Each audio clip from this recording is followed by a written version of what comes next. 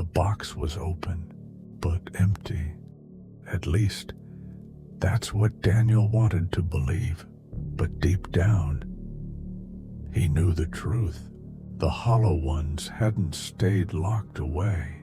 They were here, in the house, waiting for him to notice.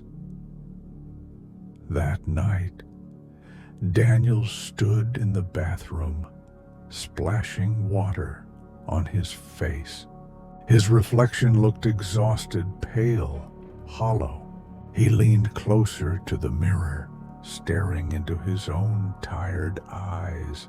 And then it happened. His reflection blinked. Too late. A fraction of a second off, but enough to make his stomach twist. He froze. His reflection wasn't him anymore. It was smiling, a slow, unnatural grin that spread wider than his own lips could stretch. Over the next days, every mirror began to betray him. In the hallway mirror, he saw a shadow standing behind him, far too tall, its shoulders brushing the ceiling. In the bedroom mirror, his reflection didn't move.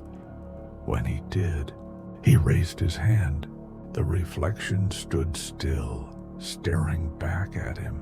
And when it finally moved, it was delayed, like it had been thinking about whether to obey.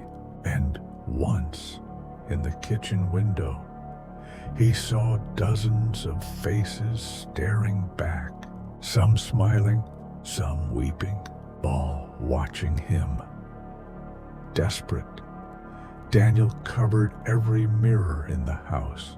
He draped cloth over the bathroom glass, over the hallway mirror, over every reflective surface he could find. He even blacked out the windows.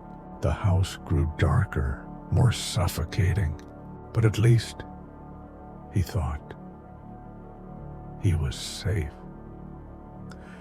But temptation has a way of creeping in. One night, he stood in the bathroom, staring at the covered mirror. His hand trembled.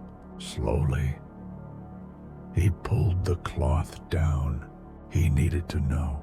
He needed to see. He stared at his reflection and whispered, "What do you want?" This time it answered. The voice wasn't his own. It was layered, broken, inhuman. "We want you." Panic surged through him.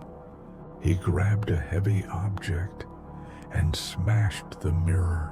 Glass exploded across the floor. But when he looked down, his blood ran cold. Every shard still held his reflection, and each one was smiling. Daniel stumbled back, his hand bleeding from the glass. But then, the reflections began to move.